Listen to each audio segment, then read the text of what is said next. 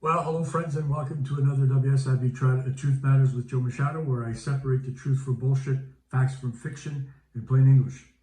As you know by now, the WSIB and the union are fully engaged in this war. And of course, we don't know when it's going to end. My estimation is it will be soon enough. They're like a couple of babies throwing a tantrum. But once they realize that at the end of the day, they're both going to get a shit deal, as they should, this will all come to an end. But we shouldn't forget, because if we do forget, then they will continue to pull this kind of crap. Although I'm not sure that they would stop anyways. But anyway, it'll be an interesting video today. And so to tell you a little bit about this crap, and without any further delay, let's get at it.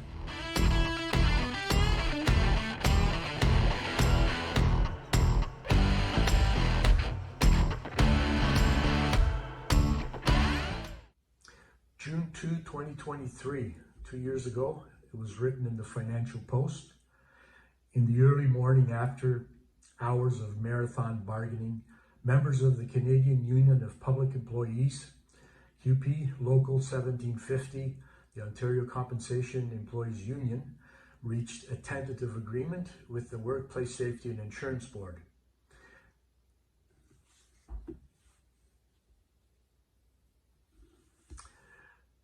Yes, my friends, it wasn't too long ago that they were at war and threatening each other, as they do. And then eventually a deal was made, fairly quickly, I would say. Well, I guess they all went to being happy and, partners in less crime, or should I say, screwing over injured workers. And yes, you're always going to hear my opinions unfiltered right here. And I don't mince words. But I know that you've all been familiar, most of you, with being threatened by WSIB case managers and adjudicators and other staff, right? This isn't foreign. This is what they do. And yet, they're claiming that, this fight is because they really want to help you. And you know what? That's bullshit. If we look at the three main issues that they fought about 2 years ago and that they're fighting about now, it's actually quite simple. It's narrowed down into three. One of them is they want less work, they want more training, and they want more money.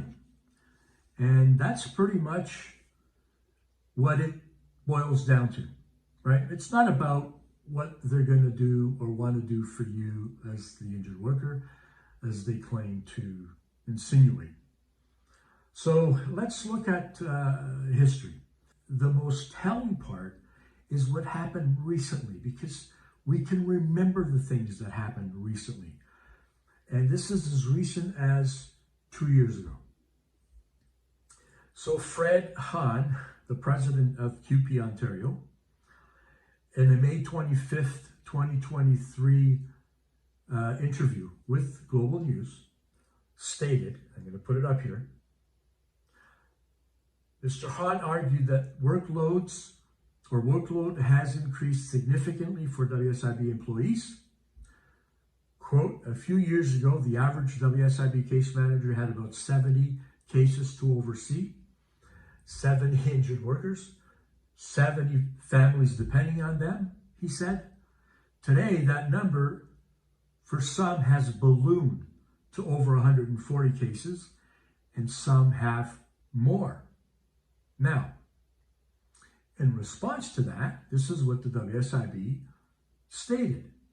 The WSIB issued a statement where they had issues with some of Mr. Hahn's statements, and they said, Christine Arnott, the spokesperson for the WSIB, The workload of each case manager is not too high, saying 358 more people have been hired since 2019 to manage claims.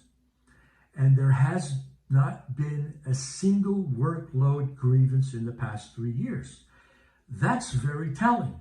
You see, because if these workers were overworked to the point that Mr. Hahn is claiming that it was far too much, you would think that some of them, even if just one, would have launched some kind of a grievance. But the WSIB said, no, we haven't seen any. Makes you wonder. So then, Mr. Hahn, in another interview, stated, workers need the WSIB to provide more training. Now, when he's talking about workers, he's talking about the union members, not injured workers. For example, he said, the organization used to provide 6 months training to every adjudicator and case manager. That training has been cut in half. The results of all this are unclear, and an unreasonable workload for WSIB workers results in burnout, attrition, and understaffing. A critical service that's not up to the task, leaving injured workers waiting months for their benefits. Yes, that's true. For those of us who have been involved in the business, that's true. He's not lying. But here's what the WSIB said in response to that. Training time was not cut in half. Training for new case managers increased to 19 weeks in 2017, up from 16 weeks before that. Now, for most of you watching, how many of you have actually had 6 months training in your new job before you actually started doing the job? Probably not a lot. If you're not qualified to do the job and have the basic requirements, knowledge and experience, you shouldn't be doing the job, period. But the union claims that they need more time, that the WSIB has cut that time. The WSIB says, no, we provided more training and additional time. Well, you can believe whomever you want. I know who I believe. And I know this because, they came to an agreement. And after all of this posturing back and forth, right? On May the 25th, 2023,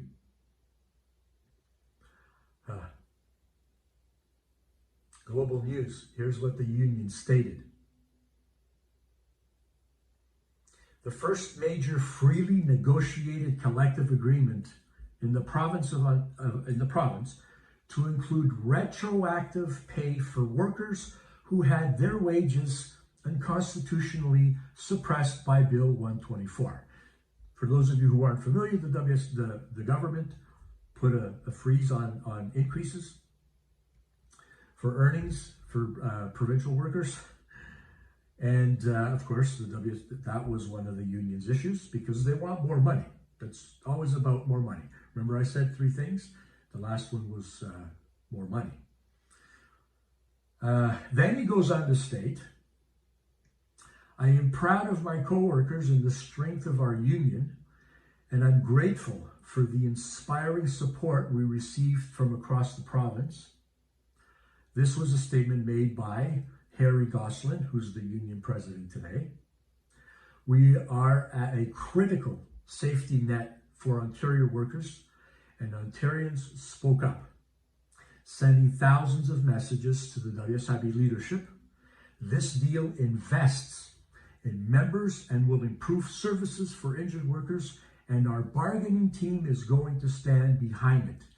June 2nd of 2023 is when that was done. So they got all of this positive support from across the province, and they put together the best deal that they unheard of. And they were so happy, and he's so proud of the members, and yada, yada, yada, yada, yada, right? They got all of these things, right?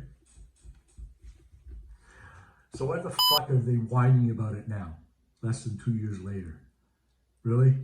Are you fucking kidding me? Right? Do you actually think that people are complete and total idiots? Come on. You know what? The only truth behind what you guys and the union and the WSIB has been saying, right, is that, yes, injured workers depend on vital services provided by the WSIB, and by extension, the union members who were there and hired to provide those services. Yes, workers are depending on that and their families. But you know what? With all of the bullshit and the smoke screen that you've put up to try and pull the blinders over people's eyes, there wasn't anything about, well, we should actually have more or expedited approved healthcare treatment for injured workers. Or LOE decisions should be based on the opinions of workers' doctors, not paper reviews by WSIB staff. Or that return to work plans should actually have more time to be implemented, to really take into consideration all of the vocational attributes of the worker, physical restrictions as delineated by their doctors, right? Taking into consideration their past work experiences and whether they're going to actually find a job in the return to work suitable occupation that's been chosen. Yes, there should be more time. There should be more money. You shouldn't try to curtail the limit or put a limit on those programs, because it has to do with getting people back to work sooner, which is what I think you guys have been professing to do all along. And how about you stop threatening workers, right, to cut off their benefits? How about that one? I haven't heard any of you people, the WSIB or the union people, talk about any of this, right? These are vital things of importance, right? How about getting rid of your non-fucking cooperation policy, right? You should have never had it, because cooperation goes both ways. And as far as I'm concerned, workers are cooperating to try to get back to work. You're putting up fucking roadblocks at every step of the way so you can cut them off. You can find a reason to cut them off and reduce how much you're going to pay them. That's the fucking game that you're playing. But don't profess that you want to help injured workers, that you're doing this to provide vital services for injured workers. Come on, fuck off. So, yes, I don't think that what the union is doing today is right. I will never side with that, because you're starting to feel the effects of that. And I don't think that they give a shit about you. I don't think they ever did. And I don't think they will. So don't have any preconceived ideas that what they're doing is to help you. I haven't seen it, and I don't believe it's the case. Okay, so the saga will continue, and I will continue to report any interesting things, because you know what? I've had my fill of it. I will go back to talking about things that actually matter to injured workers, giving tips and insights as to what they can do to help themselves. This is what I'm here to do for you and everybody else. Fuck them. As always, my friends, and until the next time, take care. We know that connecting with the right lawyer or paralegal to handle your case can be overwhelming. Do they have the expertise to handle your case? Do they have a good track record? Are they affordable? We've got you covered. Legal Pro Connect takes the guesswork out of finding the right legal provider. We've already done the vetting for you and connect you with the right lawyer or paralegal. With the expertise to handle your specific issue and at preferred rates. Get connected today. Visit www.wsibsettlements.com.